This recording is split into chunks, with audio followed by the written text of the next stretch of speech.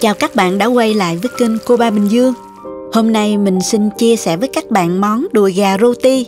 Đây là món ăn thường ngày với cách làm đơn giản. Thành phẩm gà có màu sắc bắt mắt cùng hương vị thơm ngon.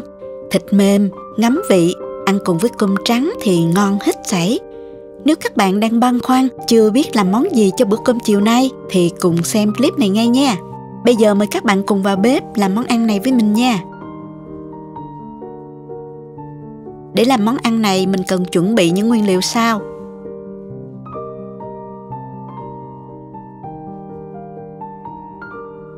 Bây giờ mình sẽ sơ chế các nguyên liệu này trước nhé.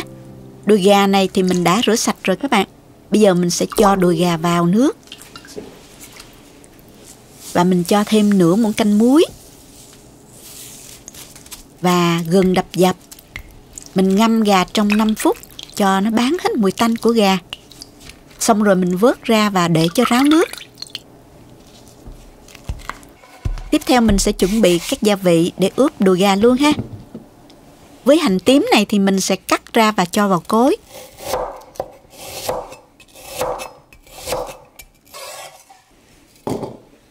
Với tỏi này thì mình cũng làm như vậy.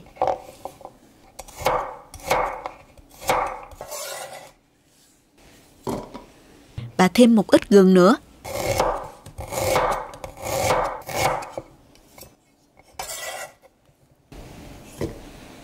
Xong rồi mình đem giã nhuyễn. Các bạn có thể băm hoặc xay cũng được ha. Nhưng cá nhân mình thấy giã thì nó sẽ cho ra nhiều nước hơn. Xong rồi mình cho hết vào cái túi vải này để vắt lấy nước.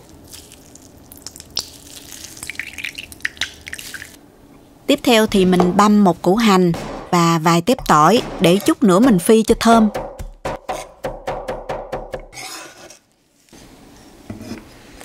Đùi gà này các bạn để ráo hoặc dùng khăn giấy bếp lau khô. Rồi mình dùng que xiên xăm đều phần thịt bên trong để gà được ngấm gia vị sâu hơn nha.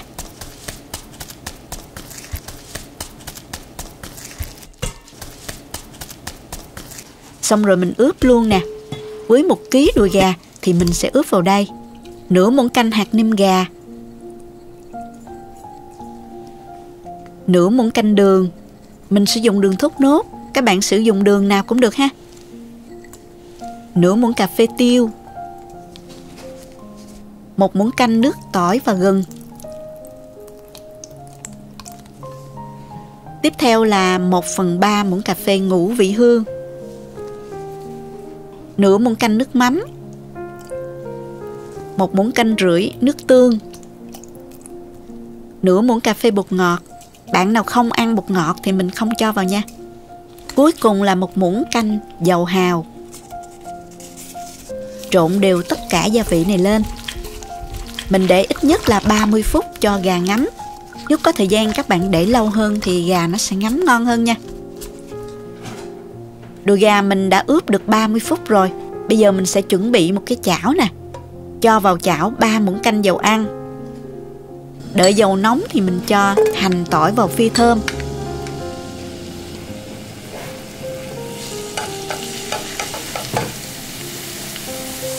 Tiếp theo thì mình cho đùi gà vào và chiên với lửa nhỏ vừa.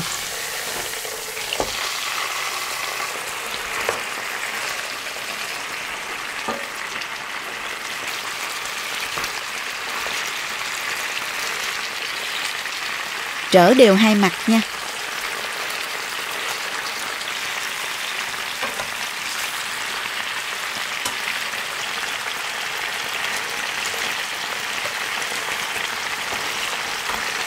Mình không cần chiên chín nha các bạn.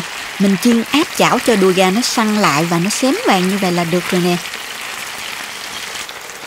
Sau khi phần đùi gà đã vàng đạt thì mình cho hết phần nước ướp gà vào luôn.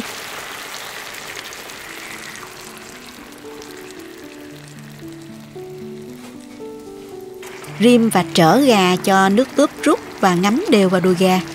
Mình rim như vậy khoảng 5 phút là được à.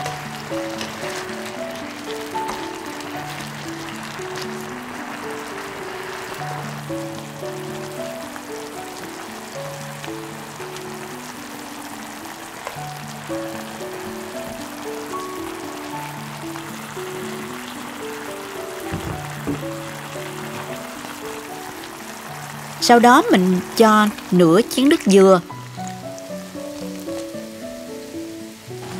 và nửa chén nước lọc vào. Tiếp tục mở lửa lớn cho nước nhanh sôi. Xong rồi các bạn giảm lửa vừa và đậy nắp lại cho gà nhanh chín.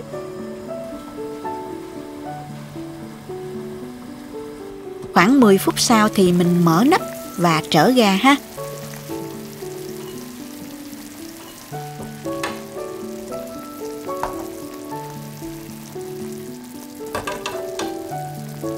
Lúc này thì các bạn không cần phải đầy nắp nữa, để nước nó dễ thoát hơi và cạn bớt. Cứ mỗi 5 phút thì mình sẽ trở gà một lần.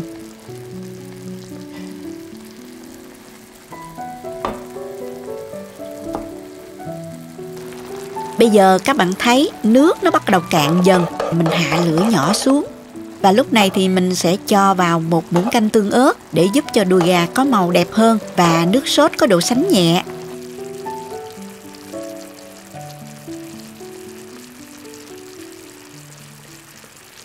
Và mình tiếp tục rim với lửa nhỏ. Khi thấy nước cạn lại như vậy là được rồi đó. Mình tắt bếp luôn nha. Nhìn hấp dẫn chưa nè các bạn. Bây giờ thì gắp ra đĩa.